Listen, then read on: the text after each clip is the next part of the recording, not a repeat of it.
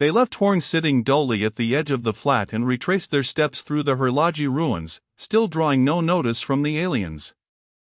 Rinneson had been in some of the small planetfall towns where settlements had been established only to be abandoned by the main flow of interstellar traffic, those backwater areas where contact with the parent civilization was so slight that an entirely local culture had developed, almost as different from that of the mainstream Terran colonies as was this last vestige of the Herlaji civilization.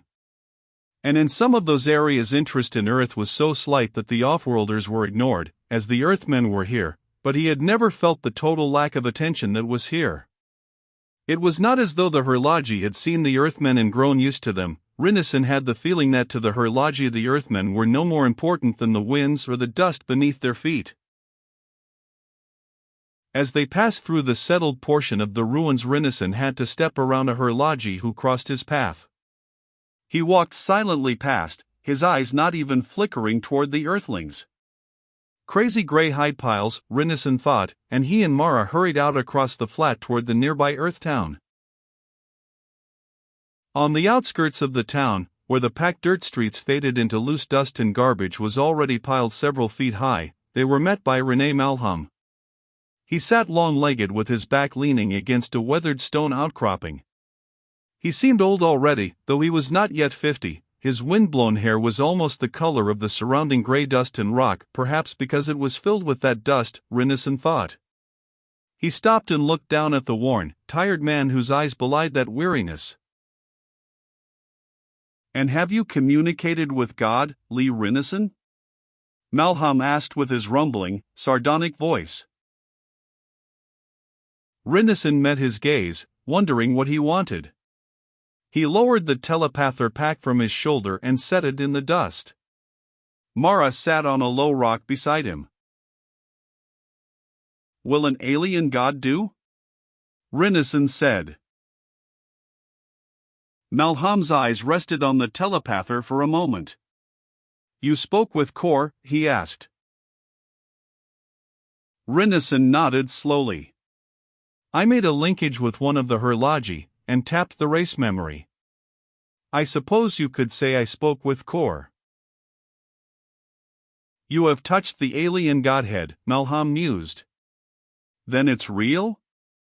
Their god is real?" "No," said Rinneson. "Kor is a machine." Malham's head jerked up. "A machine? Deus ex machina, to quote an ancient curse. We make our own machines, and make gods of them." The tired lines of his face relaxed. "Well, that's a bit better. The gods remain a myth, and it's better that way." Rinneson stood over him on the windy flat, still puzzled by his manner. He glanced at Mara, but she too was watching Malham, waiting for him to speak again. Suddenly, Malham laughed, a dry laugh which almost rasped in his throat. "Lee Rinneson, I have called men to God for so long that I almost began to believe it myself. And when the men started talking about the god of these aliens..." He shook his head, the spent laughter still drawing his mouth back into a grin. "Well, I'm glad it isn't true. Religion wouldn't be worth a damn if it were true." "How did the men find out about Kor?" Rinneson asked. Malham spread his hands. "Manning has been talking, as usual. He ridicules the Herlaji and their god. And at the same time he says they are a menace." "Why? Is he still trying to work the townsmen up against them?" "Of course. Manning wants all the power he can get. If it means sacrificing the Herlaji, he'll do it." Malham stood up, stretching himself. "He says they may be the outsiders, and he's stirring up all the fear he can. He'll grab any excuse, no matter how impossible." "It's not so impossible," Rinneson said.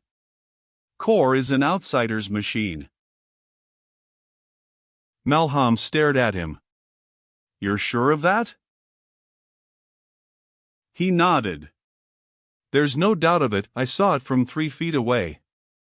He told Malham of his linkage with Horn, the contact with the memories, the mind, Tebran, and of the interview with the machine that was Kor. Malham listened with fascination, his shaggy head tilted to one side, occasionally throwing in a comment or a question. As he finished, Rinison said, that race that Kor warned them about sounds remarkably like us. A warlike race that would crush them if they left the planet. We haven't found any other intelligent life, just the Herlogi, and us. And the outsiders, said Malham. No. This was a race which was still growing from barbarism, at about the same level as the Herlogi themselves. Remember, the outsiders had already spread through 1,000 star systems long before this. No, we're the race they were warned against. What about the weapons? Malham said. Disintegrators. We haven't got anything that powerful that a man can carry in his hand. And yet the Herlogi had them thousands of years ago. Yes, but for some reason they couldn't duplicate them. It doesn't make sense, those weapons were apparently beyond the technological level of the Herlogi, but they had them. Perhaps your aliens were the outsiders, Malham said. Perhaps we see around us the remnants of a great race fallen. Rinison shook his head. But they must have had some contact with the outsiders, Mara said. Sometime even before Tebran's lifetime. The outsiders could have left the disintegrators, and the machine that they thought was a god. That's just speculation, Rinison said. Tebran himself didn't really know where they'd come from, they'd been passed down through the priesthood for a long time, and within the priesthood they did have some secrets. I suppose if I could search the race memory long enough I might find another nice big block there hiding that secret. But it's difficult. And you may not have time, Malham said. When Manning hears that the altar of Kor was an outsider's machine, there'll be no way left to stop him from slaughtering the Herlogi. I'm not sure there'll be any real trouble, Rinison said. Malham's lips drew back into the deep lines of his face. There is always trouble. Always. Whoever or whatever spoke through the machine knew that much about us. The only way you could stop it, Lee, would be to hold back this information from Manning. And to do that, you would have to be sure, yourself, that there is no danger from the Herlogi. You're in the key position, right now. Rinison frowned. He knew Malham was right, it would be difficult to stop Manning if what he'd said about the man's push for power was true. But could he be sure that the Herlogi were as harmless as they seemed? He remembered the reassuring touch of Horn's mind upon his own, the calmness he found in it, and the resignation, but he also remembered the fear, and the screaming, and the hot rush of anger that had touched him. In the silence on the edge of the flat, Mara spoke. Lee, I think you should report it all to Manning. Why? Her face was clouded. I'm not sure. But, when I disconnected the wires of the telepather, Horn looked at me. Have you ever looked into his eyes, up close? It's frightening, it makes you remember how old they are, and how strong. Lee, that creature has muscles in his face as strong as most men's arms. He just looked at you, said Rinison. Nothing else? That's all. But those eyes, they were so deep, and so full. You don't usually notice them, because they're set so deeply in the shadows of his face, but his eyes are large. She stopped, and shook her head in confusion. I can't really explain it. When I moved around him to the other side, I could see his eyes following me. He didn't move, otherwise it was as though only his eyes were alive. But they frightened me. There was much more in them than just not seeing or not caring. His eyes were alive. That's not much evidence to make you think the Herlogi are dangerous. Oh, I don't know if they could be dangerous. But they're not just passive. They're not vegetables. Not with those eyes. All right, Rinison said. I'll give Manning a full report, and we'll put it in his hands. He picked up the telepather pack and slung it over his shoulder. Mara stood up, shaking away the dust which had blown against her feet. What will you do, Malham asked, if Manning decides that's enough cause to kill the Herlogi? I'll stop him, Rinison said. He's not in control here, yet. Malham flashed his sardonic smile again. Perhaps not, but if you need help, call to God. The books say nothing about alien races, but surely these must be God's creatures too. And I'm always ready to break a few heads, if it will help. He turned and spat into the dust. Or even just for the hell of it, he said. Rinison found Manning that same afternoon, going over reports in his quarters. As soon as he began his description of the orders given to Tebring, he found that Malham's warnings had been correct. What did this machine say about us? Manning asked sharply. Why were the Herlogi supposed to stay away from us? Because we're a warlike race. The idea was that if the Herlogi stayed out of space, they'd have about 5,000 years before we found them. How long ago was all this? I had your report here. At least 8,000 years, Rinison said. They overestimated us. Manning stood up, scowling. There were heavy lines around his eyes and he hadn't trimmed his thin beard. Whatever he was working on, Rinison thought, he was putting a lot of effort into it. This doesn't make sense, Lee. Damn it, since when do machines make guesses? Wrong ones, at that? Rinison shrugged. Well, you've got to remember that this was an alien machine, maybe that's the way they built them. Manning threw a cold glance at him and poured a glass of Sector 3 brandy for himself. You're not being amusing, he said shortly. Now, go on, and make some sense. I'd like to, Rinison said. Frankly, my theory is that the machine was a communication link with the outsiders. It could explain a lot of things, maybe even the similarities in architecture.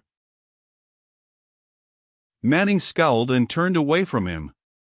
He paced heavily across the room and looked out through the plasticine window at the nearly empty, dust-strewn street for a few moments. When he returned, the frown was still on his face.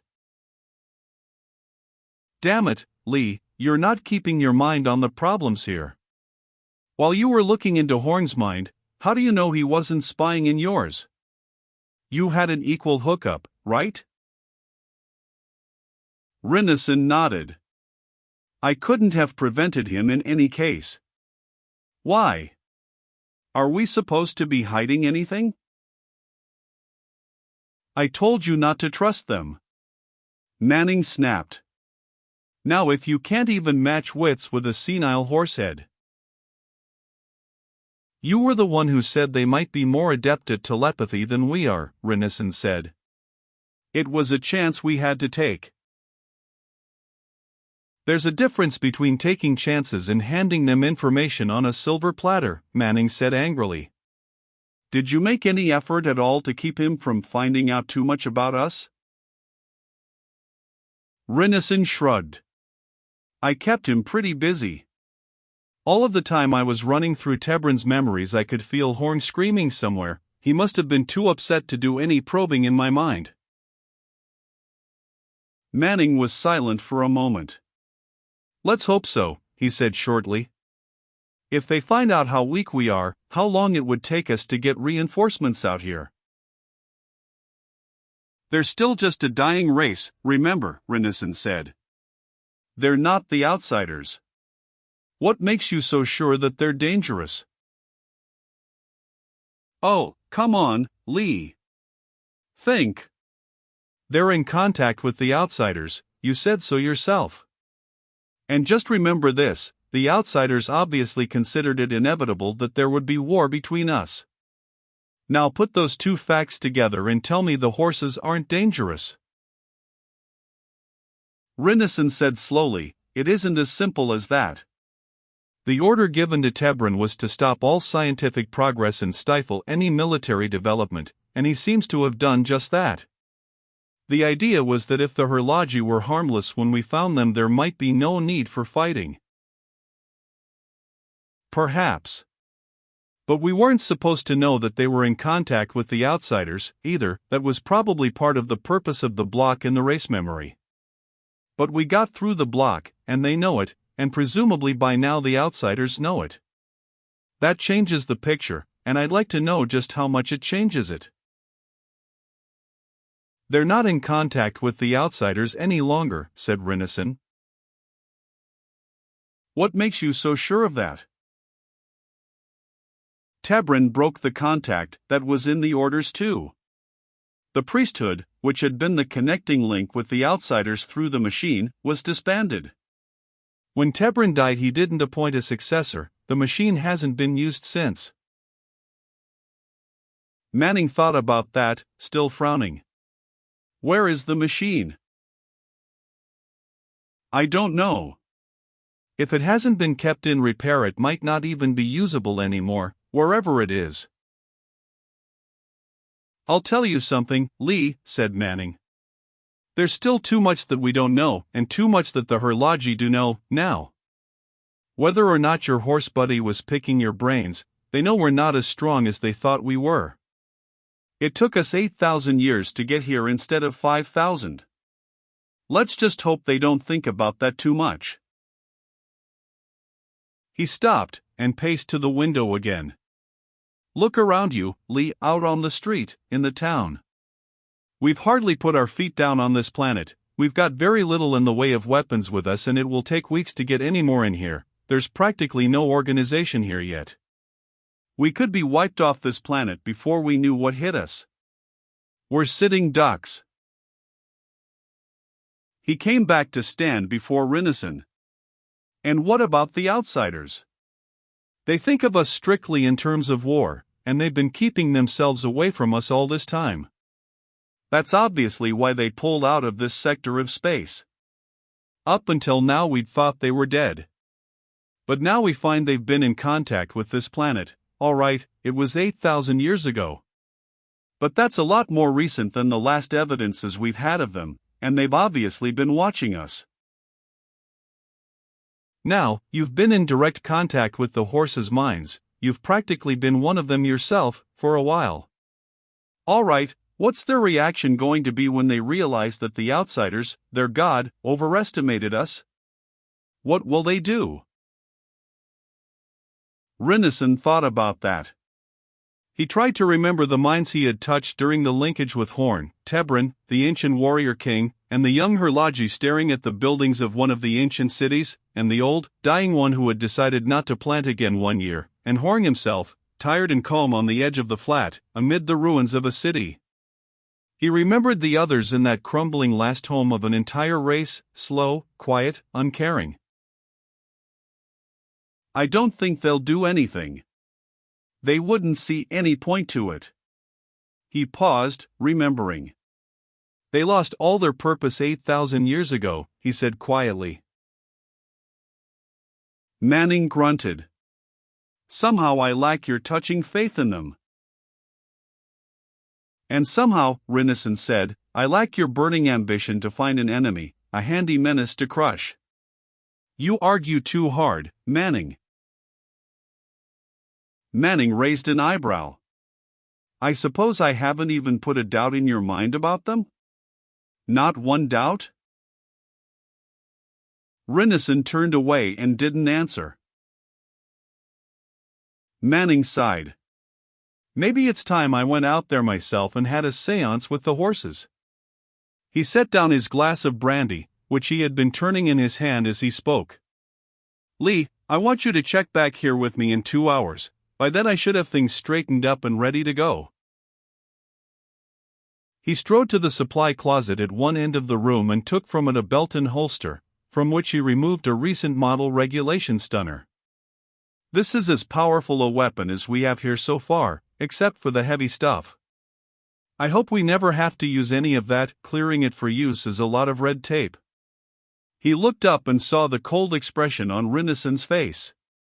Of course, I hope we don't have to use the stunners, either, he said calmly. Rinison turned without a word and went to the door. He stopped there for a moment and watched Manning checking over the weapon. He was thinking of the disintegrators he had seen on the steps of the Temple of Kor, and of the shell of a body tumbling out of the shadows. "I'll see you at 600, he said.